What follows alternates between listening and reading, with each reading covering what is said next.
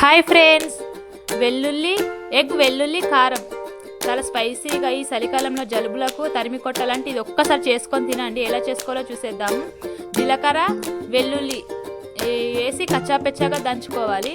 ఈ కచ్చాపెచ్చాగా దంగిన తర్వాత ఇందులోనే కొంచెం కారం మీ టేస్ట్కు తగ్గట్టు వేసుకోండి. కారం నేనైతే 2 స్పూన్స్ కారం, అలాగే 1.5 స్పూన్ సాల్ట్ వేసుకొని మొత్తం మెత్తగా అయ్యే వరకు దంచుకోవాలి.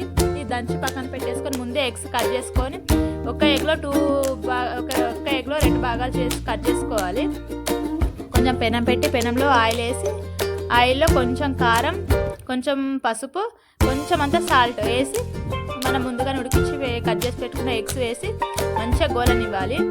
గోల్డెన్ బ్రౌన్ అయ్యే వరకు గోలిన తర్వాత ఇలా 2 సైడ్లు మంచి గోలిన తర్వాత తీసి పక్కన పెట్టుకోవాలి. అదే ఆయిల్లో ఇంతకుముందు తీసిన ఆయిల్ ఉంది కదా, ఎగ్స్ గోలించిన ఆయిల్లోనే నేనైతే ఒక 2 ఉల్లిగడ్డలు, ఒక పచ్చిమిర్చి కట్ చేసుకున్నాను. సన్నగా సాధ్యమైనంత సన్నగా కట్ చేసుకోవాలి.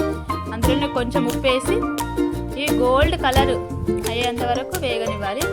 నేను ఇందులో అల్లం కానీ ఏం వేయట్లేదు, ఎందుకంటే జీలకర్ర వెల్లుల్లి ఫస్ట్ దంచుకున్నాం కదా కాబట్టి ఏం వేయట్లేదు. ఇలా గోల్డ్ కలర్ ఉల్లిగడ్డ గోల్డ్ కానీ కొంచెం పసుపు నేను కరివేపాకు వేసి పచ్చివాసన పోగానే ఇందులోనే మనం ముందుగానే దంచి పెట్టుకున్న వెల్లుల్లి కారం వేసి మంచిగా కలవాలి.